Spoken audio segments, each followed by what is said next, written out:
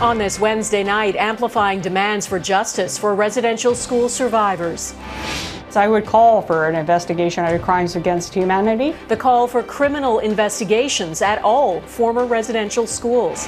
COVID's rapid resurgence out west, the threat of a fourth wave, and one region's about-face on masks. The owner of the Habs apologizes for drafting an admitted sex offender. The new promises after penalties against the team pile up. Making Canadian Olympic history, Penny Alexiak's new distinction.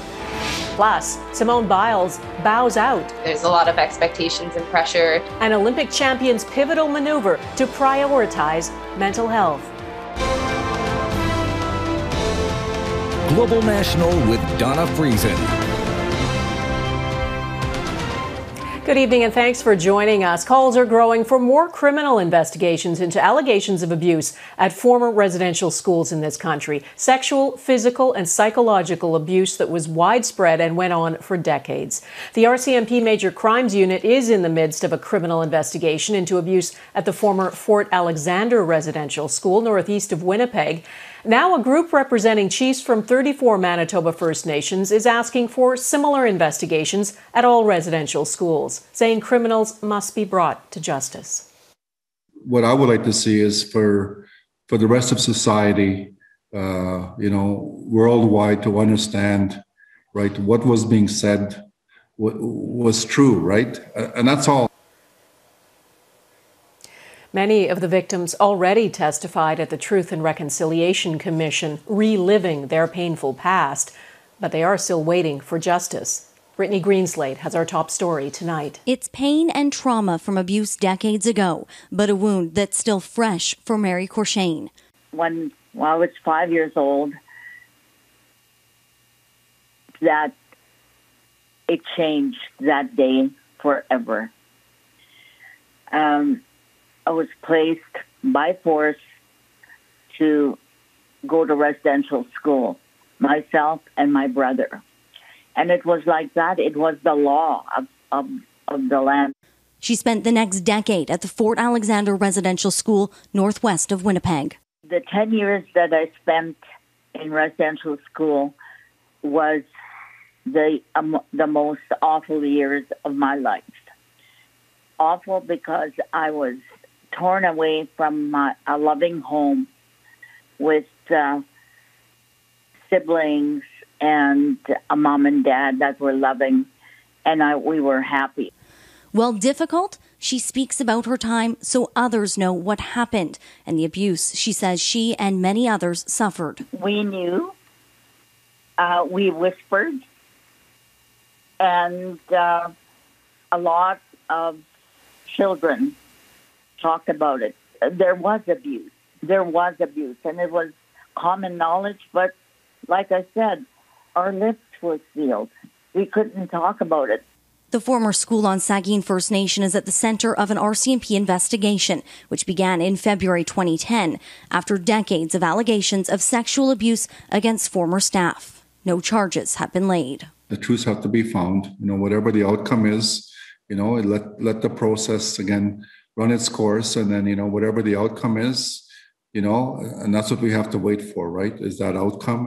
But even to get to this point, Mountie spoke to hundreds of people across North America and canvassed door to door on the First Nation to track down 75 witnesses and victims. That alone can have a lasting and significant impact on community members. We're dealing with the search in the residential school site.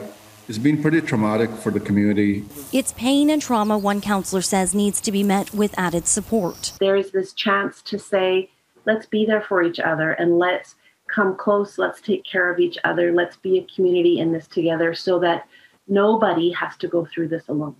Support the Sagkeeng First Nation needs going forward. Brittany Greenslade, Global News, Winnipeg. It's believed thousands of staff members abused students at residential schools over the many decades they operated. Many of those people are dead. Few have been held to account. And as Michael Couture reports, accountability goes far beyond just those individuals.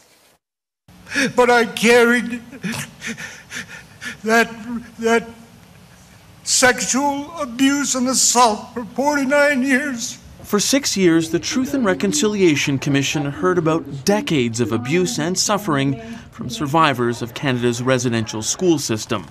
News of Manitoba RCMP launching a criminal investigation at just one former school has some wondering if there will be similar inquiries at the 138 other schools. And then on top of that, there were things called day schools and also Indian hospitals. Cindy Blackstock is the head of the First Nations Child and Family Caring Society, and she believes any investigation should go much further than just the criminal courts. So I would call for an investigation into crimes against humanity, and I want to ensure that people understand not only individuals should be held accountable, but the institutions. In a statement, Justice Minister David Lametti said the Deputy Attorney General of Canada must consent to commence proceedings for crimes against humanity, but he wouldn't say if that would be happening. Indigenous Services Minister Mark Miller says our country is facing a reckoning. Canada has to step up. We have said that we will in many ways, financial, mental health supports, supporting in investigations and seeking the truth, which as we know is so important and a precursor to reconciliation. The TRC revealed there were thousands of cases of alleged abuse, but there have been fewer than 50 convictions. Legal counsel for the Native Women's Association of Canada believes more charges should be laid, but he worries that might not happen. All sexual assault cases, they're challenging because it really comes down to, unfortunately to say this, but the credibility of the victim. And, as time goes on, there's less, they remember less and it's more difficult. That's partly because of the passage of time, but also because too many victims have buried the pain after years of suffering and anguish. Michael Couteur, Global News, Ottawa. There is some support for survivors. A 24-hour crisis line is available for anyone experiencing pain or distress as a result of their or their family's residential school experience. The number is toll-free. You can speak in confidence. It's 1-866-925-4419. Well, as much as we'd like to see the end of the pandemic, the virus is still with us. And in some provinces, a fourth wave is looming. In Alberta, where about 25% of eligible people haven't received a first vaccine dose yet, the virus is again spreading fast. The R value, that's the rate at which the virus reproduces, is now at 1.48. That means 100 people who are infected can spread it to 148 more. A similar rise is happening in the interior of BC. Heather Yourex-West explains why that is ringing alarm bells. It's been almost a month since Alberta's Open for Summer plan took effect. The return of indoor dining, live music, even large-scale events like the Calgary Stampede have been welcomed by many. But COVID-19 has taken advantage too. I think we are having a bit of a bump right now, and if the numbers continue to increase, it'll migrate into a full wave. Alberta isn't the only province seeing cases increase. BC and Alberta both relaxed most COVID restrictions on July 1st. At the beginning of the month, daily case counts were less than 50. Now they've jumped to more than 130. The Calgary Stampede, which ran from July 9th to 18th, says 71 cases of COVID have been linked to the event. But there could still be more infections that have just not yet been identified. Well, certainly, our value is running at about 1.5. So when you see 70 cases at the Stampede, you're going to see more cases as a consequence of those cases on average. In BC, public health officials aren't taking any chances. Effective midnight Thursday, new COVID-19 restrictions, including a mandatory mask mandate for indoor public spaces, will be in place for the central Okanagan, home to most of BC's current COVID-19 spread. During the period of time for this outbreak, we are discouraging any non-essential travel into the central Okanagan region for those people who are not fully immunized. But in Alberta, COVID restrictions are easing even more. Starting August 16th, isolation will no longer be universally legally required if you test positive for COVID-19, although it may be required in some high-risk settings. We need to give these struggling employers confidence that they can hire people back and do it safely. And that's why our focus is on vaccines instead of restrictions. Differing strategies for a pandemic in its final chapters, though still very much a threat. Heather, Yourex-West, Global News, Calgary.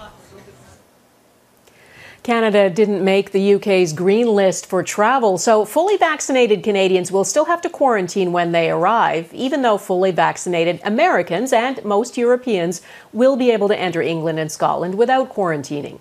They'll still need to take COVID-19 tests pre- and post-arrival, but they won't need to isolate for 10 days. The new rules kick in on Monday. There is one major exception. France has been deemed higher risk because of the prevalence of the Beta variant in that country. No reason was given for excluding Canada from the relaxed rules, despite Canada having a higher vaccination rate than the U.S. Tokyo has set a new alarming COVID-19 record. That city is reporting more than 3,100 new cases today, a new all-time daily high. Tokyo has been under its fourth state of emergency since July 12th, just ahead of the Olympics. The surge is being driven by the more contagious Delta variant. Prime Minister Justin Trudeau made another campaign-style stop today, this time in Newfoundland and Labrador. He announced a multi-billion-dollar deal with that province. He says will keep people's electricity bills from spiking because of the Muskrat Falls hydroelectric project. The $5.2 billion agreement includes a $1 billion loan and a $1 billion investment in the infrastructure to transport power from the generating station in Labrador to the island and beyond. The remaining $3.2 billion will be annual cash transfers from the federal government's net revenue from the Hibernia offshore oil project.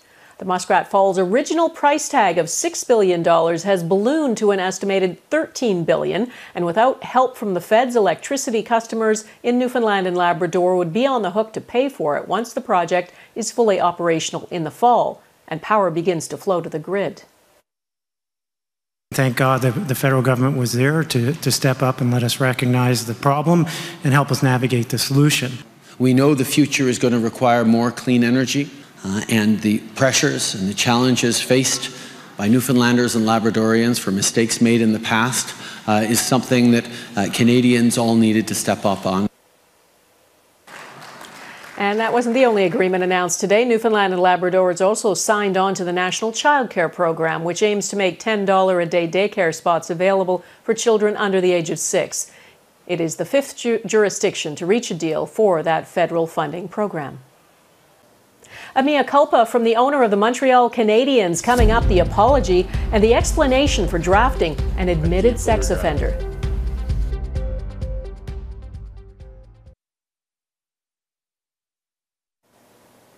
The owner of the Montreal Canadiens is trying to manage the damage done to the team's reputation after drafting 18-year-old Logan Mailloux.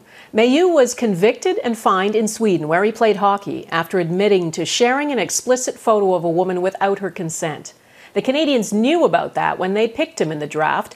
What they didn't expect, it seems, was any backlash. Mike Armstrong reports. Mailloux, right point, winds up, takes the shot towards the net, and he scores! Even before ever putting on a Canadiens jersey, Logan Mailloux may be one of the most controversial players in team history. Habs owner Jeff Molson, in a written statement, admits picking Mailloux, quote, turned out to be instantaneously very offensive to many. He says fans expect more from us and we let you down. I apologize for the pain this selection caused. Logan Mailloux. The Canadiens selected Mailloux in Friday's draft, even after the player himself asked teams not to pick him this year. He put out a statement earlier in the week saying being drafted was a privilege, one he hadn't shown the maturity to earn. Well, Molson says the team picked Mailloux because it made sense in hockey terms. He's a strong player. They thought they were giving him a second chance, but didn't properly assess the impact. Well, that impact was a hit to the brand. Major sponsors came out to say they were reviewing their association with the team, uncomfortable with the pick. In the statement, Molson thanks everyone that provided their feedback on the situation, including our partners and sponsors, so that this mistake becomes an opportunity to grow and raise awareness. To do that, Molson says the team will create a plan to educate other young men and women about the dangers of taking and sharing intimate images. I think that the Canadiens need to own it. Moshe Lander is an economics professor at Concordia University. He says the Canadians can undo some of the damage from this disastrous week, but it's going to take time. It may involve Mailloux speaking out, even visiting schools and universities. What you do now as the Montreal Canadiens, though, is you say, look, we did make a mistake, but the way that we're going to put it right is not by getting rid of the kid. We're going to address the problem. Mailloux. The Canadians are promising to get the player counseling, but apparently not a jersey for now. Mailloux's been told he won't be participating in the rookie camp or the main training camp this fall. Mike Armstrong, Global News, Montreal. Still ahead, the growing sense of urgency in Canada for action on climate change.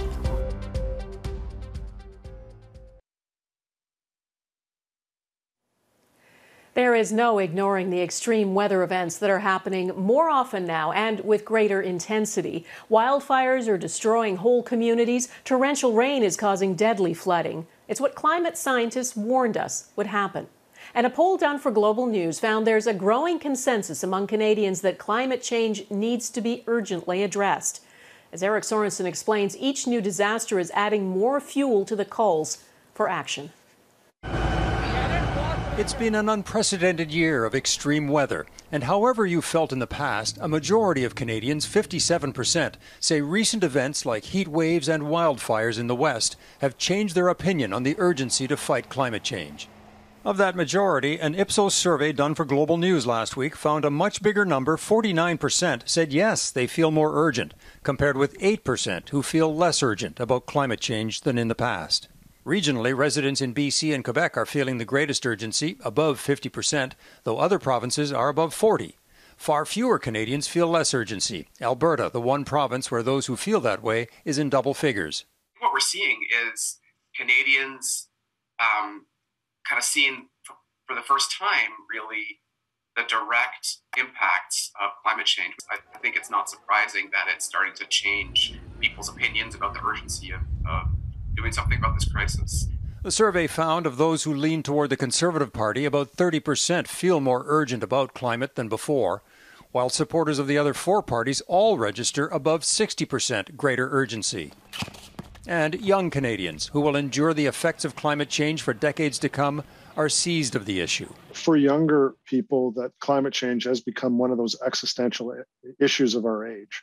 And there's a unanimity among younger people as to the importance of the issue and the need to do something about it. The survey did find about half of Canadians unwilling to spend more, including taxation, to fight climate change, but the costs are already rising and will only grow. The per capita costs for individuals in Canada due to weather disasters have already increased from something like $6 per year prior to 2010 to $40, $50 a year after 2010. But the reality is that there are very real costs to not acting on climate. An increasing number of corporate investors are beginning to shift away from fossil fuels, but climate advocates say it really is government that has to drive the policy transformation needed to address climate change.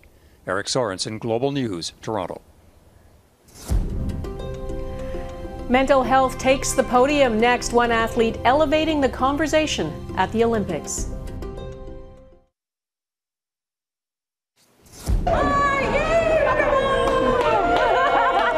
And historic homecoming for Canada's softball team. They've returned from Tokyo after winning Canada's first Olympic medal in that sport.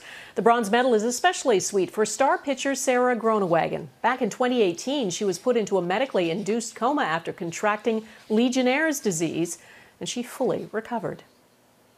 Canada's Penny Alexiak swam her way into the history books. She won bronze in the women's 200-meter freestyle race, and she is now Canada's most decorated summer Olympian. The Toronto-born 21-year-old has collected 6 Olympic medals, 4 at the Rio Games in 2016 and 2 in Tokyo.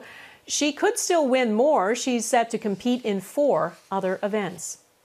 One American athlete is making news for not competing. Simone Biles, a superstar gymnast, withdrew from 2 events, saying she needs to focus on her mental well-being. Other elite athletes who know the pressure to perform have applauded her courage. Competitive sports is about both mind and body, and as Crystal Gamansing reports, Biles has elevated the conversation about mental health.